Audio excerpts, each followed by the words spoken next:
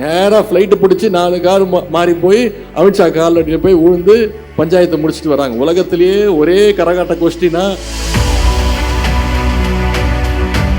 எடப்பாடி பழனிசாமி அமித்ஷாவுக்கு எதிராக இன்னைக்கு மூச்சு கூட அவரை கேட்காம விட முடியாது. ஒன்றிய பாஜக அரசு என்ன சொன்னாலும் அதற்கு ஆமாசாமி போடுற ஒரே வேலையை இன்னைக்கு அதிமுக செஞ்சிட்டு இருக்கு. எடப்பாடி பழனிசாமி அவர்கள் இன்னைக்கு அதிமுகவில் இருக்காரா, இல்ல பாஜக இருக்காரா, இல்ல ஆர்எஸ்எஸ் காரராகவே மாறிட்டாரான்னு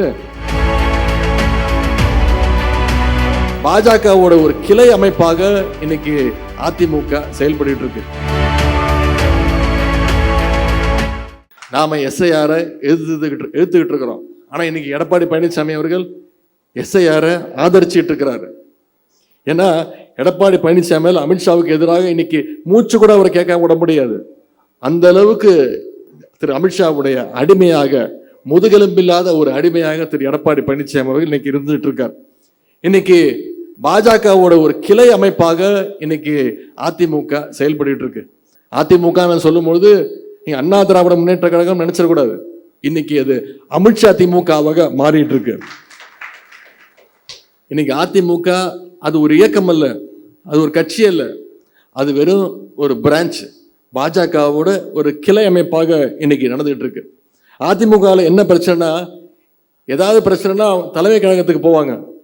இன்னைக்கு உங்க மாவட்டத்திலேயோ உங்க தொகுதியில் பிரச்சனைனா ஒன்றிய செயலாளர் பார்ப்பீங்க, நகர செயலாளர் போய் பார்ப்பீங்க. இல்லை பெரிய பிரச்சனைனா சென்னைக்கு போய் அண்ணா அறிவாலயத்தில் அமைப்பு செயலரை பார்த்து கடிதம் கொடுப்பீங்க. இதுதான் மற்ற கட்சியில் இருக்கக்கூடிய எல்லா இயக்கங்கள் இருக்கக்கூடிய ஒரு பழக்கம், நடைமுறை. ஆனால் இன்னைக்கு அதிமுக பார்த்தீங்கன்னா அவங்களுடைய ஹெட் ஆஃபீஸு நாம் நினச்சிட்டு இருக்கோம் சென்னையில் இருக்கக்கூடிய ராயப்பேட்டையில் இருக்குன்னு நம்ம நினச்சிட்டு இருக்கோம். ஆனால் இப்போ உண்மையாகவே அவங்க ஹெட் ஆஃபீஸ் எங்கே இருக்குன்னா டெல்லியில் இருக்கக்கூடிய திரு அமித்ஷாவுடைய வீட்டில் தான் எனக்கு இருக்கு. நேராக ஃப்ளைட்டு பிடிச்சி 4 கார் மாறி போய் அமித்ஷா காலில் போய் விழுந்து பஞ்சாயத்தை முடிச்சுட்டு வராங்க. உலகத்திலேயே ஒரே கரகாட்ட கோஷ்டினா தன்னுடைய கட்சி பிரச்சனைக்கு டெல்லி வரைக்கும் போய் அங்க பஞ்சாயத்தை கூட்டி அங்க என்ன முடிவெடுக்கிறாங்களோ அதை இங்க செயல்படுத்திக்கக்கூடிய ஒரே இயக்கம் இன்னைக்கு அதிமுகன்னு சொன்னா அது மிகையாகாது. சமீபத்தில் முன்னாள் அமைச்சர் திரு செங்கோட்டையன் அவர்கள் ஆன்மீக பயணம் போறேன், ஹரித்வார் போறேன் அப்படின்னு சொல்லிட்டு போய் அமித்ஷா போய் பார்த்துட்டு அவருடைய பர்மிஷன் வாங்கி இன்னைக்கு வேறொரு இயக்கத்தில் போய் சேர்ந்திருக்கிறார். 2 நாட்களுக்கு முன்பு முன்னாள் முதலமைச்சர் திரு ஓ பன்னீர்செல்வம் அவர்கள், முன்னாடியாவது இவங்களாம் திருட்டுத்தனமா போயிட்டு இருந்தாங்க, இப்ப சொல்லிட்டே போறாங்க, ஆமா நாங்க அமித்ஷாவை தான் பார்க்க போறோம் அப்படின்னு சொல்லிட்டு போய் அவர் இன்னைக்கு என்ன முடிவெடுக்க போறாருன்னு யாருக்கும் தெரியாது. இன்னும் சொல்ல போனா தமிழ்நாட்டுக்கு எதிராக ஒன்றிய பாஜக அரசு என்ன சொன்னாலும் அதற்கு ஆமாசாமி போடுற ஒரே வேலையை இன்னைக்கு அதிமுக செஞ்சிட்டு இருக்கு.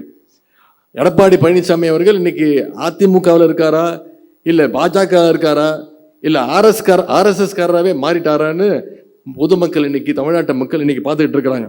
இன்னைக்கு அண்ணா திராவிட முன்னேற்ற கழகத்தில் அண்ணாவும் இல்லை, திராவிடமும் இல்லை, முன்னேற்றமும் இல்லை, இன்னும் சொல்ல போனா இன்னைக்கு அந்த கழகத்தில் யாருமே இல்லை, ஆளே இல்லை.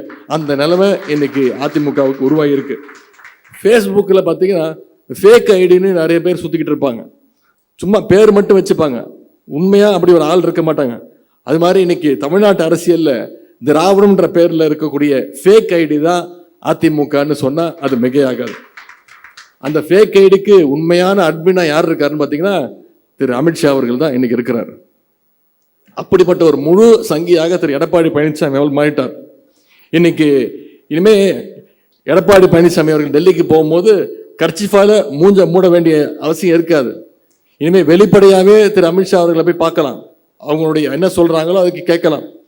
விவசாய நிலத்தை குத்தகைக்கு விட்டு நீங்க பார்த்துருப்பீங்க, கேள்விப்பட்டிருப்பீங்க. அதாவது நிலம் ஒருத்தரோட தான் இருக்கும், ஆனா விவசாயம் இன்னொருத்தர் பார்த்துக்கிட்டு இருப்பார்.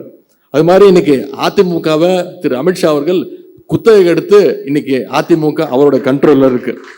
அதனாலதான் திரு எடப்பாடி பழனிசாமியோட பேச்சு, அறிக்கை எல்லாம் பார்த்தீங்கன்னா அது அதிமுக ஆஃபீஸ்லேருந்து வந்ததா இல்லை பிஜேபி ஆஃபீஸ்லேருந்து வந்ததான்னு தெரியாத அளவுக்கு இருக்கு.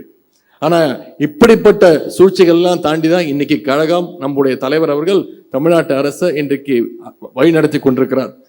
செய்திகளை உடனுக்குடன் தெரிந்து கொள்ள கீழ்கண்ட கேபிள் மற்றும் டிடிஹெச் நெட்வொர்க்குகளில் எம்நாடு செய்தி தொலைக்காட்சியை காணுங்கள். பாதகம் செய்பவரை கண்டால் நாம் பயம் கொள்ளலாகாது பாப்பா. மோதி மிதித்துவிடு பாப்பா, அவர் முகத்தில் உமிழ்ந்துவிடு பாப்பா. அண்மை செய்திகளை உடனுக்குடன் தெரிந்து கொள்ள இணைந்திருங்கள் எம்நாடு தொலைக்காட்சியுடன்.